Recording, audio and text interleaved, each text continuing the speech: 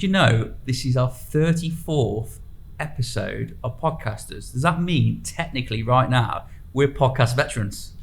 We are veterans. Also, like, we need another 500 to match like Friends. Is that how many episodes they've got? There's a lot of episodes.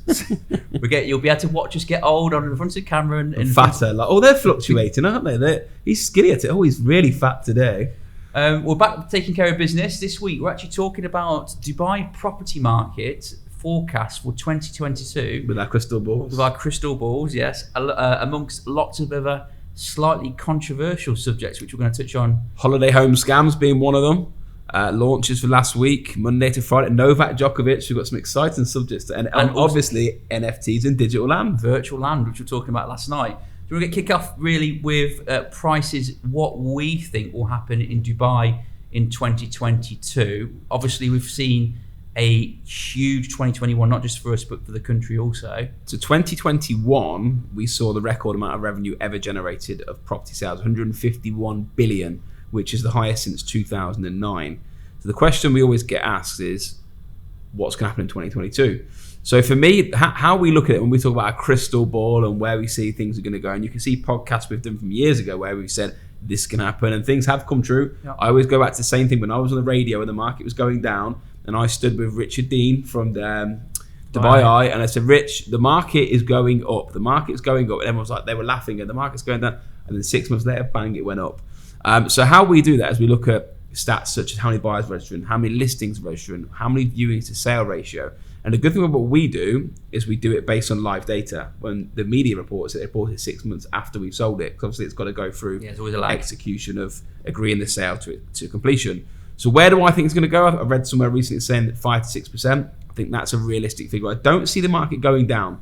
I think that you've got to look at two factors: the sale price and the listing price. I think there's been a lot of owners over the last 2 years that have really tried their luck. The what do we call them? The speculative sellers. Speculative sellers. And I think they listed their properties way above what they wanted, and they achieved a figure that maybe was the market value. So I think that the market value sales will continue to creep up. I said back in the last year, and I think I'm going to stick with this thought process this year. We will see single-digit growth throughout the course this year. So anywhere between 5, 9, 9.5%. I think like last year with Dubai, it is very seasonal. So you tend to have quite a big spike first 4 months of the year. Yeah. As we get to summer, where naturally a big part of the population leave the country for vacation, kids off school, you tend to see a slightly quieter period and then a big jump up as we run up to the winter months. I actually see that ringing true this year. I see, just from what we've seen the first 2 weeks this year, it's been mind-blowing, the activity of transactions value actually happening, not just number of deals, but the value in terms of deal sizes. So I see a real busy 4 months, and I see it flattening out, maybe coming down a little bit during the summer, and then a spike at the end of the year, which will take us to that 6 to 9%. 9% mark. So I think they have it live from Mystic Meg. I know. And don't quote me on this. You come back at the end of the year. Carl Allsop said on the 16th of January, 9.5%. Because you went into the actual decimal point. 9.5% is what you've actually given. That's what I feel will happen this year. I mean, you've got to look at stats as well. I think there's going to be 17,000 houses forecasted to hand over the course of the next 12 months. I mean, there's two factors to look at. If there's only 17,000 houses handing over, that's not a lot. Do I think there's going to be 17,000 new people entering the country? Definitely.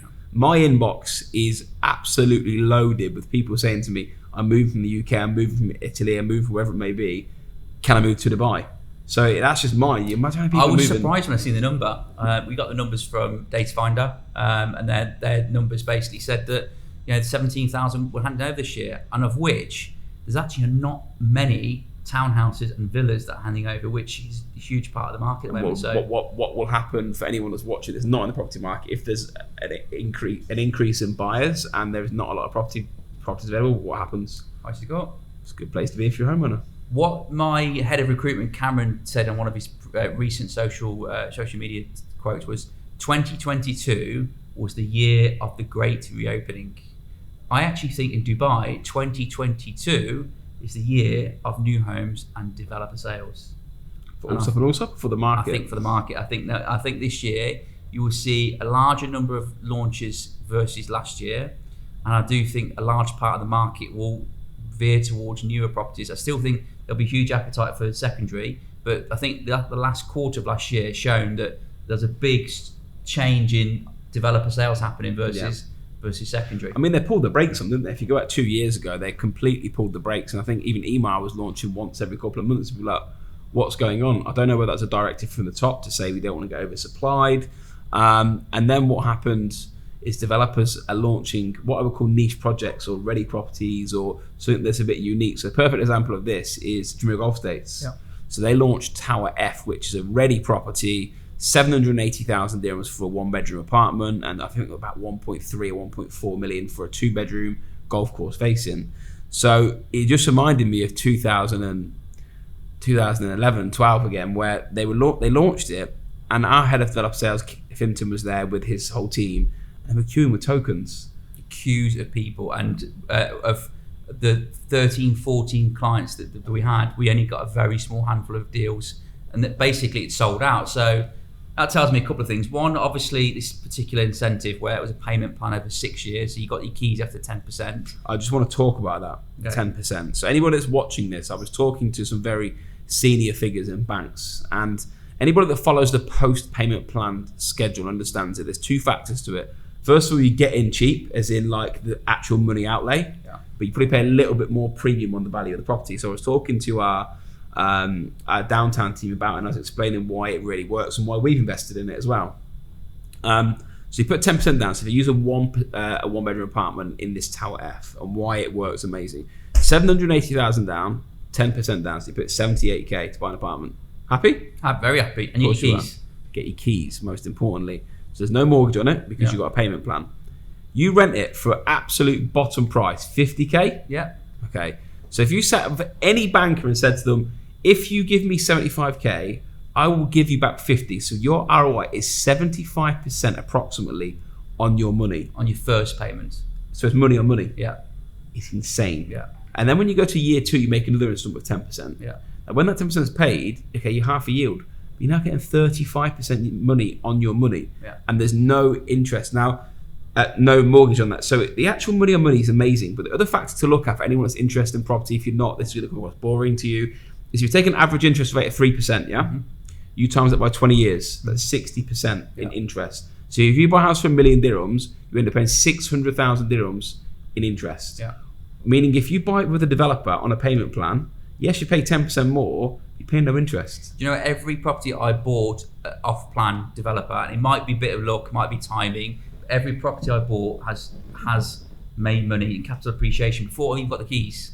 Yeah. So I think, you know, if you're buying off-plan and you're looking 3-4 years ahead, there's a very good chance the price will actually grow anyway over the course of the time that it's ready to be built. You've had the same. You know, you've had properties in Jumeirah Golf Estates where whatever you bought it for, you sold it for more money later on down the line. Yeah, but I mean, you've got to take the ride, haven't you? Because they go down. When the market dips, you look at recent sold transactions. You're like, oh, for Christ's sake, man! And then you see them sell again. I mean, one of my friends sold one of his villas, the same one, for I think 2.8 million, and then I sold that same villa 4 or 5 months later, hanging on for it. I think so for 3.4. So you've just got to go through the ride, and that's just how the Dubai market is, isn't it? What other notable launches? So Landless launched last week. Peninsula, I wanted something in Business Bay. Yeah, looks incredible. It's by Select Group, right? Select Group. It is a city within a city, high-end waterfront development. Sold out the first towers within the days of the launch.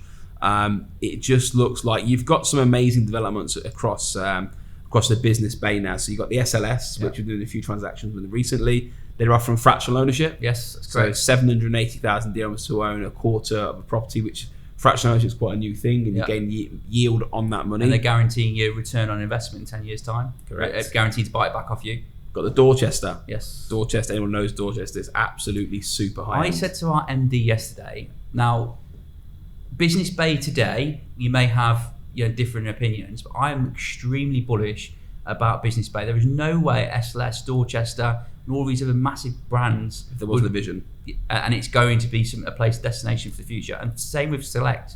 Now, what I love about what they've done is I love the new ones which have just launched. They're duplex podiums on the front of the water. Duplex or duplex? Duplex. D-double-O-P-L-E. Is that how you do your marketing? Duplex podiums on the water.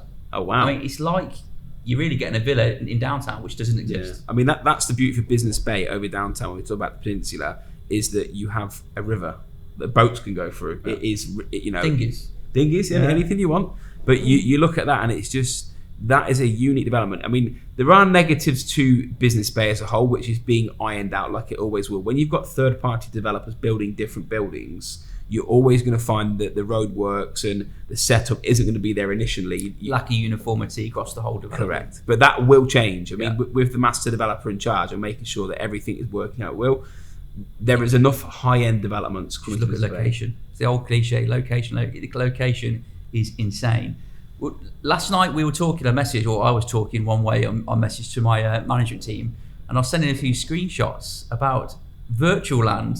And recently you've had quite a lot of requests, inboxes, or friends of friends actually asking your opinion on virtual land. Yeah. What's your take on it? It is a wild subject. So I want to talk about digital land and NFTs again. We talked about it last week, so I'm really trying to learn it, and I want to share my journey with people and what I'm going through. So two things. We both bought NFTs last week, and I'm just playing around. So I bought a cheap one, and it weren't, I'm sure it's not even verified, to be honest with you. I bought this. This is not investment advice, everybody. Do not take investment on NFTs. Take your own property advice from me. Yeah.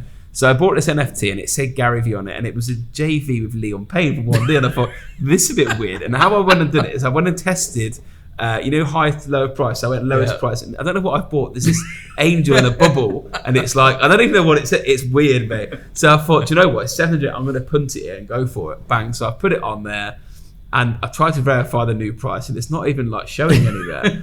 But the reason I did that, and there's a backstory to it, is I went onto Clubhouse, which is an app you can get over here where you can, like an audio chat room where you can listen to businesses.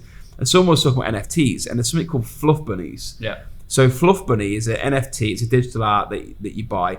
And my understanding behind Fluff Bunnies is that at some point they're going to convert into digital tokens. This is where it looks like it's going. So whatever art you buy, it's a bit like at some point it will become a crypto, effectively. Anyway, so I went to buy one at $4,000, and I tried to do it, and my account wasn't verified. You just put your passport in, didn't you? And I couldn't do it. It just wouldn't let me do it. So I went back in the next day with a passport to go and get it done. Guess how much that Fluff Bunny was, the one that I wanted to buy? The minimum buy-in. We were talking about it. Was it $10,000? $24,000 buy-in to get that. Mad. In 2 days. That means all the transactions, they've all sucked up the properties of that. So the way the NFT and digital world has gone crazy, and then I've had questions about the digital land. I still can't get my head around it. So just to kind of paint a picture, on my laptop last night, I've got a WhatsApp group. I'm sharing messages with Lewis and my other managers in the group.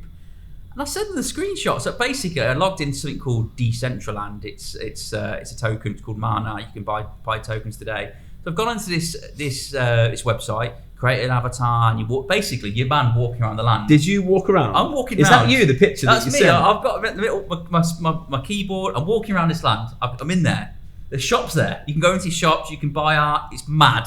The maddest thing in the world. Do you need VR for it or not? No. So on your laptop? I'm on my laptop and I'm walking around, and I've gone into a food shop. I can buy art. It's just crazy. What do you do with the food? I don't know. Does your avatar eat it? And you pay real money for your digital man to eat food? But this is the craziest part. So obviously Lewis has had quite a lot of requests about his view on digital land.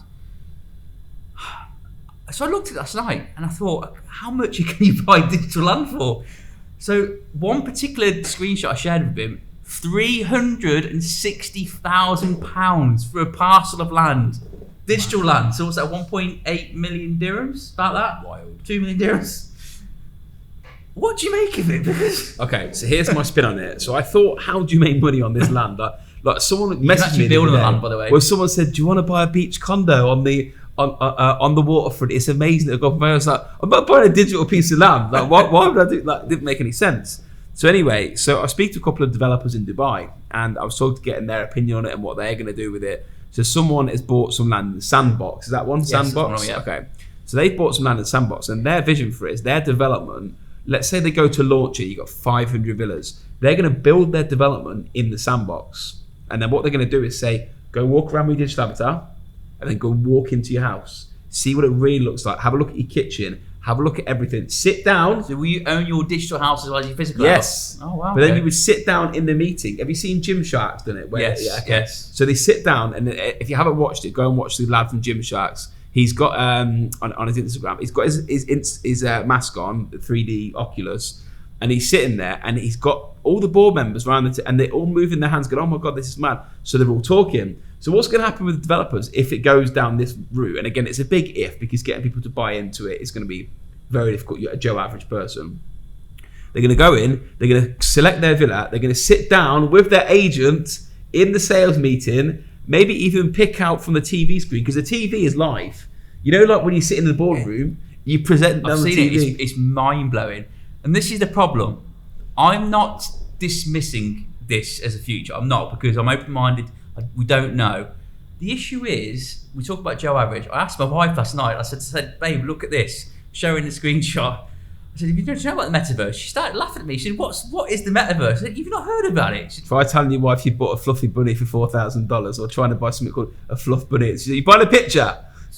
but this is the point. She didn't know what I was talking about. She laughed at me that I was buying or thinking about buying digital land. So our advice is, at the moment, we have no opinion at the moment. No, I think you just got to keep studying. I think that anything you're buying in the digital world, and this is a lesson that I've learned, NFTs, land, whatever it may be, you've got to look at the concept behind it, what they're trying to create, who the backers are, what they want to do with it. Is it going to convert it to something? What is actually... You can't just buy a picture and go, "Oh, that's nice," because there's no value behind it. And don't buy a NFT that's backed by Liam Payne.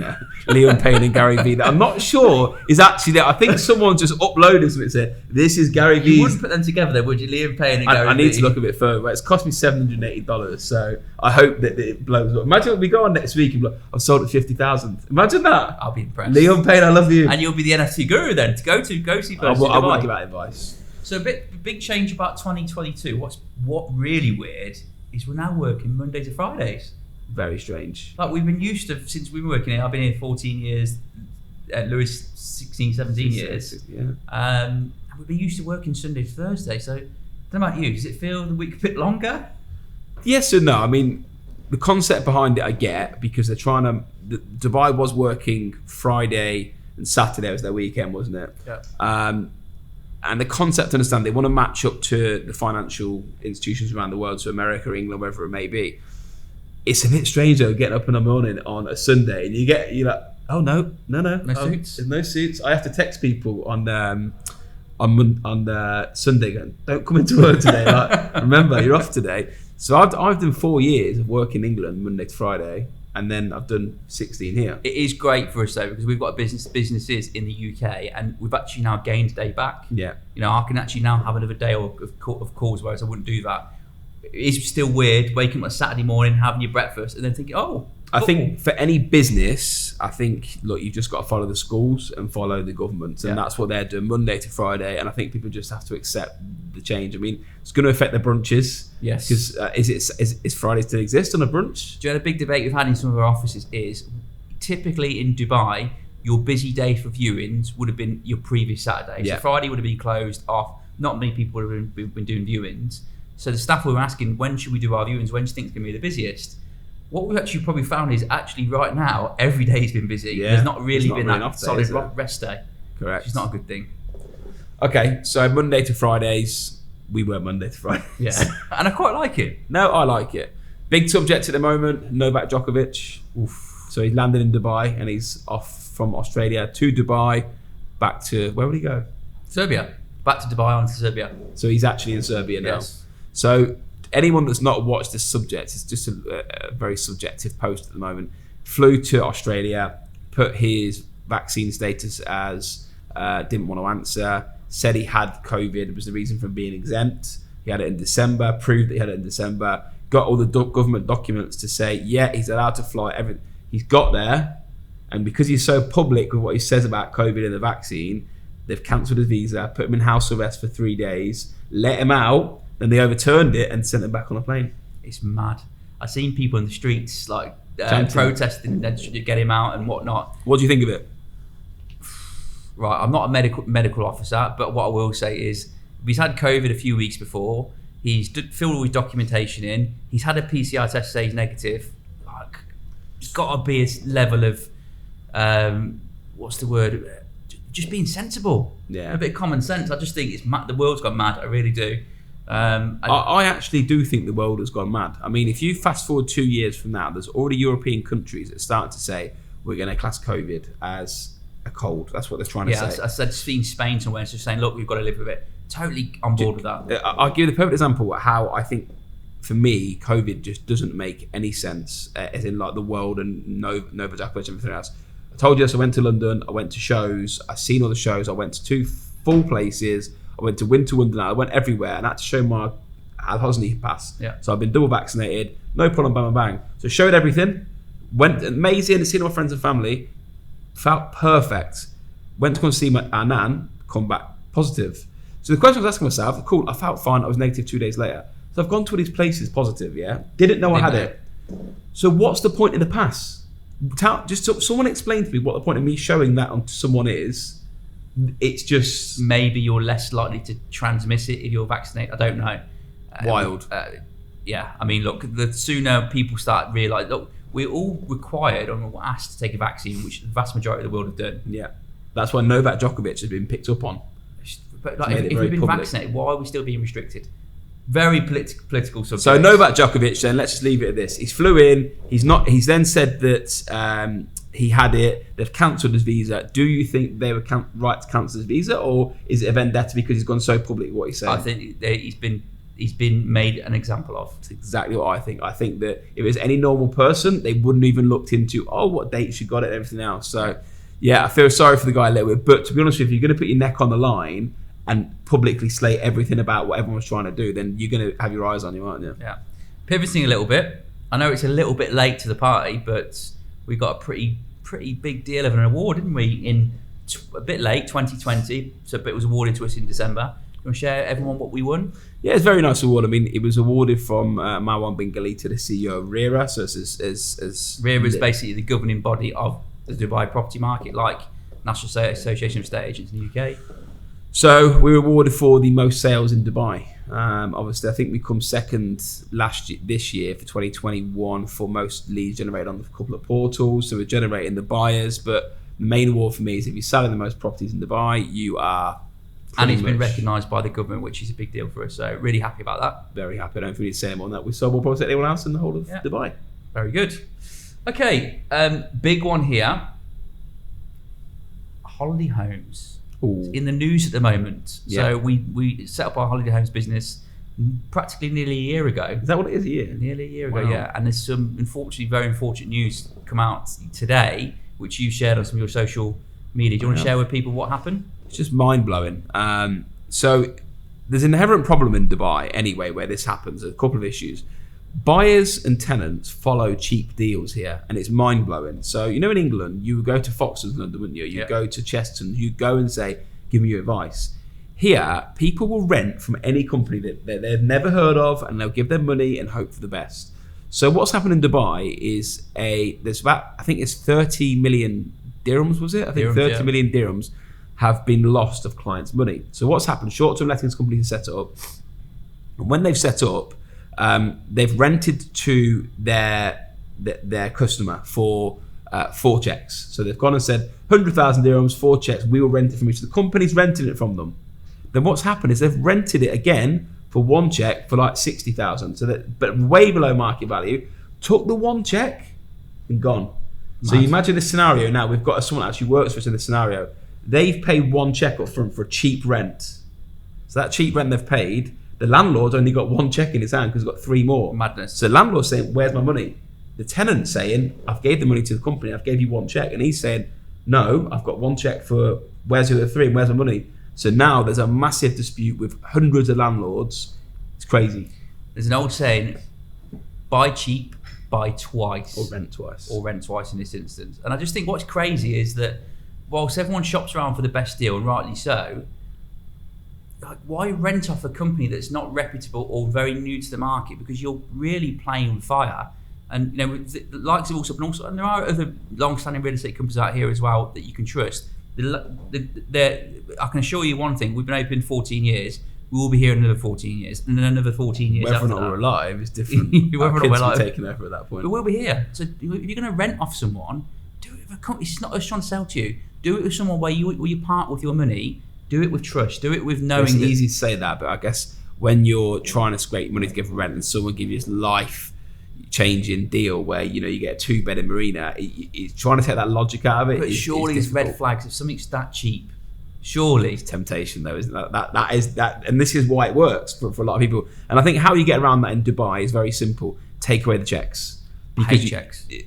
We don't sign checks unless we absolutely have to. But if you carry on giving checks, there is always going to be a scenario where someone gives 4 checks, they re-rent it for 1 check, and it will continue to happen. Do you know if you're in the UK, if you issue the check to someone and they're not 70, 80, 90 years old, they would laugh at you.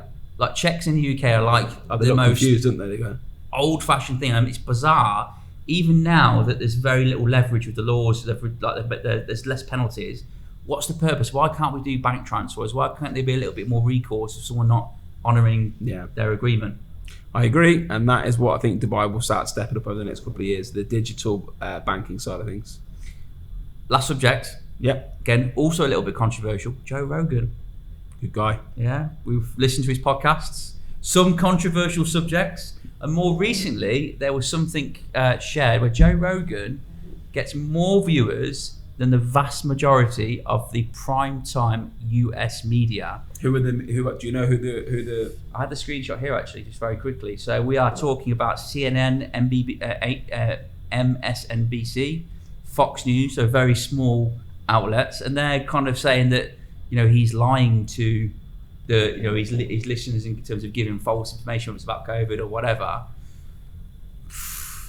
What do you think about that? Because you could argue, is the media controlled around the world? I don't know. There's questions. I mean, I ask this question all the time. Why is it that these stories keep appearing in the main news outlets? Because they must be paid, or it's clickbait. So, for instance, if you keep talking at the moment about C19 and people keep worrying, keep reading about it, they're going to keep going back to the website. You keep going to the website, it means that they get more clicks. More clicks mean more advertisers, more money. Yeah. So, I mean, from my theory, Joe Rogan has nothing to gain from putting out their real news. I think that there's a lot of fear at the moment that, let's say this podcast, we talk about what we want to talk about and people will listen. And the beauty about this news that we share, that we get reshared, and people educate themselves on real stuff, not just listening to mainstream media. So it's very powerful. And I think that the independent voice of people, especially celebrities, is only going to get stronger in the next few years. So that concludes our 34th episode of Taking Care of Business. Thank you everyone for listening.